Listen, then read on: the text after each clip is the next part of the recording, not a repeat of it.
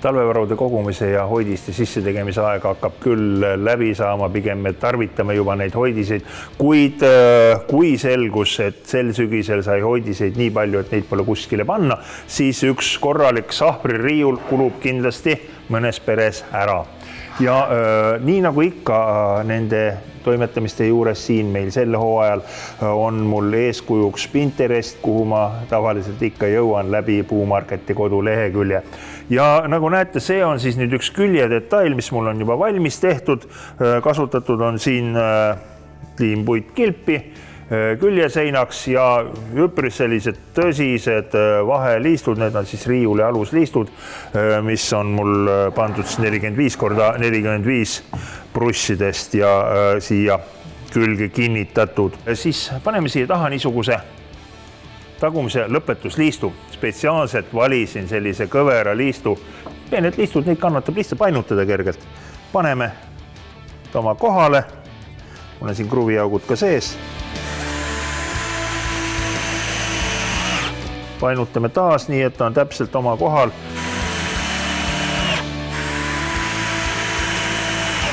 Mitte keegi ei julge väita, et see liist kunagi kõver üldse oli. Kui küljed on koos, siis järgmiseks sammuks tuleb paika panna põhi ja lagi.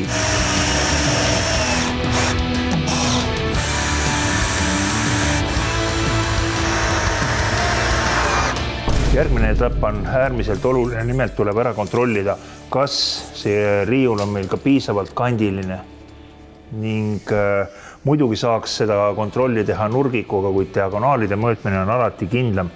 Ja me ei peagi ette teadma, kui suur diagonaali pikkus on, lihtsalt võrdleme kahte mõõtu. Mul näitab siin lint praegu 2, 2, 4 ja 5. Nii, 2, 2, 5, 5. See tähendab, et praktiliselt sentimeetri üle. Pean nüüd pingutama siit tagasi. Nii, 2, 2, 5 jääb diagonaali pikkuseks. Kontrollime taas teist külge. Ka siin on 2, 2, 5 olemas. Tähendab, surusime korrektselt selle riiuli praegu neljakandiliseks ning selleks, et ta neljakandilisena ka püsib, alati ei pea kasutama tagaseina. Paneme talle sellised montaažilindist risti tõmmitsad siia taha ja need hoiavad siis selle riiuli kuju stabiilse.